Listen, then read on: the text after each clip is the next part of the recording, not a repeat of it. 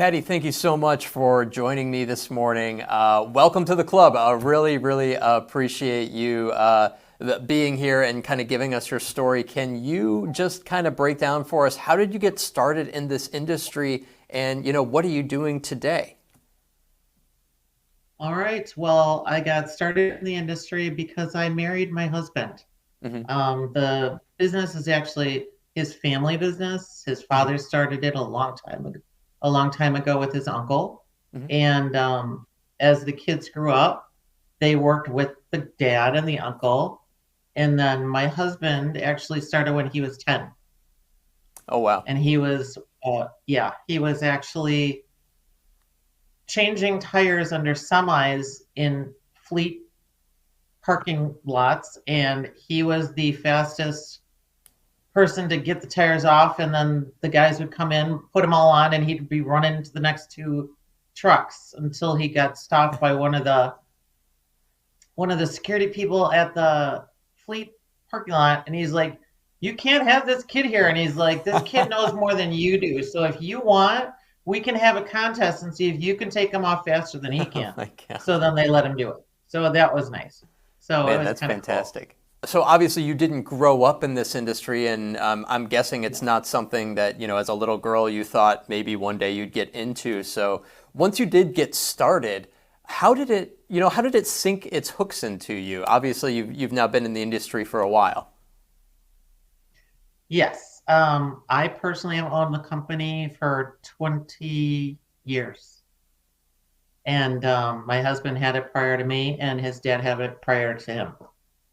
So at the point where I took it over, my industry information basically came through my husband, through the vendors, Hmm.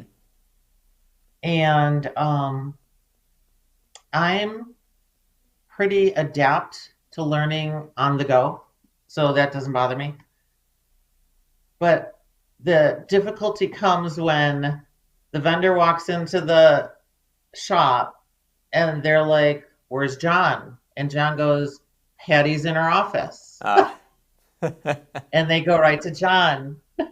So, so, I mean, is this something that kind of, I would imagine that this probably happens to you in a lot of places you go, where kind of people assume that, hey, I need to talk to John.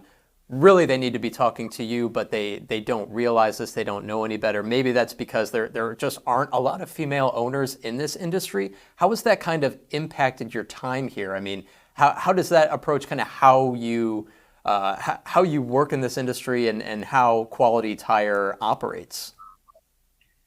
well, my husband will tell you it makes a big difference how the vendors react to me as the owner Hmm. and if they work with me. Otherwise, we'd no longer have that vendor. Sure, sure. And that's happened a couple times. And sometimes they figure it out and sometimes they don't. And Hmm. I don't know what else to say. It's if you can't work with me on my level, because I'm trying to work at your level. Absolutely. Yeah. Yeah. Yeah. Has that been maybe your biggest challenge, or what would you say has been your biggest challenge since starting in this industry 20 years ago?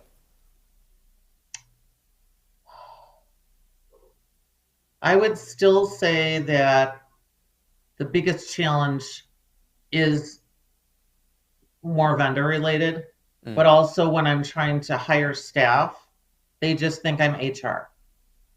Oh, interesting, interesting. So they're going to say whatever they want, I which see. sometimes that's okay. Sometimes that's not okay. Yeah, right. I can So, imagine. yeah. So I usually have a couple people interview them along with me. Gotcha, gotcha. Okay, okay. So I want to revisit something that you said earlier about kind of how you learned as you were going through, especially starting out in this industry. But then even today, you take a lot of pride. You really focus on the educational aspect. Taking classes, doing things to make sure that you are at the highest educational level possible to be able to succeed. So. Why do you feel that, especially, when taking classes, things of this nature, why is this so important in succeeding in business today? The education aspect is so important because everything changes so quickly.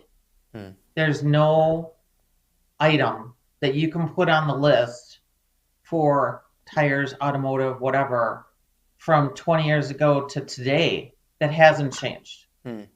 Whether it be the rubber, how we're getting it from a manufacturer, how the manufacturer is getting it from across the pond, etc.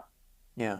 So if we aren't staying on top of our industry standard or our industry protocols, how can we be the best to our customer? Hmm.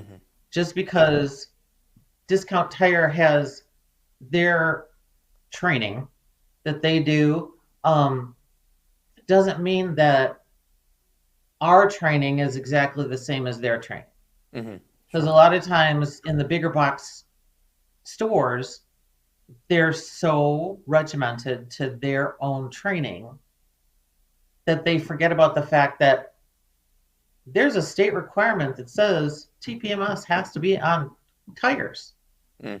But if you're a big box store and you just cut them off, you know, who Sure. educated that person to cut them off? Right, right, right, right. And I'm sure there are plenty of customers who have walked away in that situation, not even realizing that had happened. Well, especially when they come to our shop for a repair. Hmm. And then we go through the vehicle and the tires and we point out to them this should not be taken off your car. Sure. There's a requirement that this has to be on your car because the car's electronics is monitoring your tires. And if it can't monitor your tires, how good is your car for you? Sure. Absolutely. Absolutely. I think that makes a So, lot of sense. So Quality Tire, I know that you are pretty involved with your city, helping to maintain those vehicles. Can you kind of dig into that a little bit? How did you kind of become the go-to place for the city to, make sure they're getting the right tires or the right maintenance? well, we've always, since back in 1959, always been working with the villages that we're closest to. Hmm. We've always maintained their tires. We install their tires, maintain their tires, and anything else that they require. We've always made sure that we have an alignment machine that can manage the ambulances or Mm. their shorter trucks so that we can better benefit them. Because, I mean, seriously, do you want your police officer that's supposed to be taking care of your business, managing you, having a problem with their vehicle, and it's on you? You Yeah, don't that's a ever big want to deal. see that. Sure, Yeah. sure. Plus, the customers, when they see the vehicles at our shop, they just don't think they're there to pick somebody up. Oh, yeah, yeah. Yeah. No, that's a great point. So Do they you see take that care we're of? maintaining the village. Yeah, yeah, and I'm sure that I mean, obviously that's a great look for any business. Obviously taking care of your community is great stuff. Are you helping to maintain everything from the police car to the fire trucks and kind of everything in between? Is there a limit as to what you can handle there? There is no limit. That's We have fantastic. them. We manage all of them. Yeah, That is. including the village trucks. That do the standard everyday, you know, street cleaning and stuff like that. We manage all those too.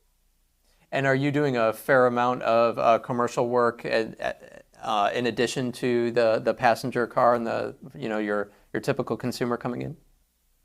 I believe that we are at a 40-60 split Hmm. where we do about 40% commercial work and then 60% is passenger. And we also Fantastic. do farm implement. Oh, fantastic. Okay. So, what would be your best advice to to an independent tire dealer out there? Maybe they're, struggling a little bit. They've been in the industry for a while. What would you say? Hey, here's something that might help you out a little bit. Go back to your basics and remember why you got in the industry Mm-hmm. and why you opened your business. Was it for you or was it for your customer? I think that's fantastic advice. Well, Patti, thank you so much for your time here. Really appreciate it. I know you're very busy, but we really, really, really, truly do appreciate you taking your time to educate us on yourself and everything you have going on. Welcome to the club. It's great to meet you. Please keep in touch. Thank you so much. Have a wonderful day. You too. Take care.